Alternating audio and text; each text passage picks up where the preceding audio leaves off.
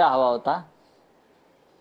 तरुणांची भाषा, तरुणांचे विचार हे या पिढीपेक्षा वेगळे आहेत. हे आपण तिथे ज्या काय तरुणांनी जी काय क्रिएटिव्हिटी केली ती पाहिली असेल आपण.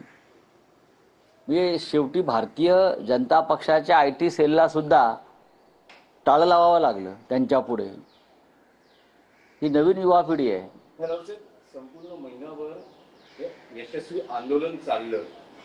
या आंदोलनातून देशानं म्हणजे त्यात राजकारण आलं, समाजकारण आलं, माध्यमं आली, सर्व स्तरांनी बरं नेमका काय बोध घ्यावा या यशस्वी आहे ना सांगतो ना. या यशस्वी आंदोलनाचा एवढाच बोध घ्यावा लागेल.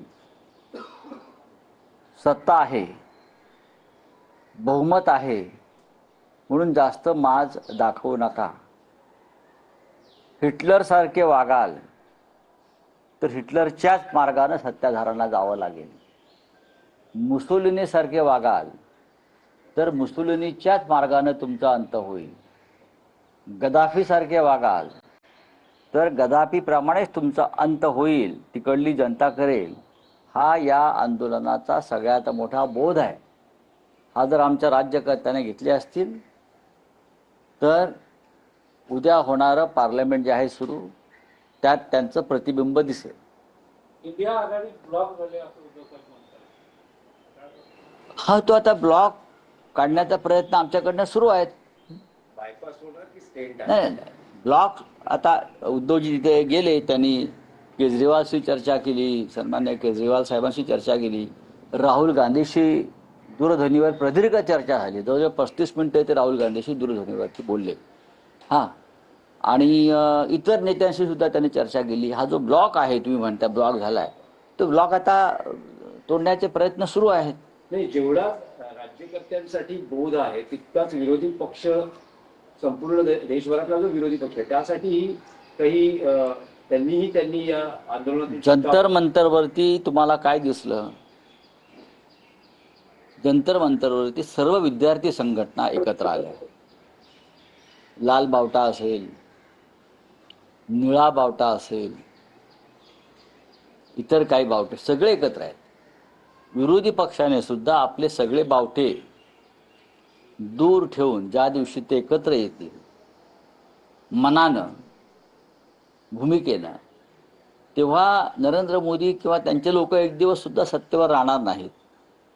ज्या एका कारणासाठी नेट पेपर फुटीच्या जंतर मंतरवरती भव्य आंदोलन झालं आणि जगाने त्याची दखल घेतली, अशा प्रकारचं आंदोलन आणि संघर्ष, EVM घोटाळा, मतचोरी, आमदार खासदारांची फोडाफोडी, पक्ष फोडणं, संविधानावर हल्ला, या कारणासाठी एकत्र येऊन आपण लढा दिला तर सत्ताधाऱ्यांना देश सोडून पळून जावं लागेल. काल शरद पवारांची एक प्रतिक्रिया आली आहे. त्यांचं असं म्हणणं की मी जेव्हा पंतप्रधानांना भेटलो त्यावेळेस त्यांना मी हे सांगितलं की एकतर तुम्हाला मंत्र्यांचा राजीनामा घ्यावा लागेल किंवा तुम्हाला आंदोलकांशी चर्चा करावी लागेल. मग चांगली गोष्ट आहे. शरद पवार हे अत्यंत अनुभवी आहेत आणि सध्या देशाच्या राजकारणातले ते पुराण पुरुष आहेत, सगळ्यात ज्येष्ठ. मोदींनी त्यांचं म्हणणं ऐकलं असावं, त्याच्यावरती विचार केला असावा. पण तरी जो धक्का द्यायचा होता तो जंतर मंतरवरूनच देण्यात आलेला आहे.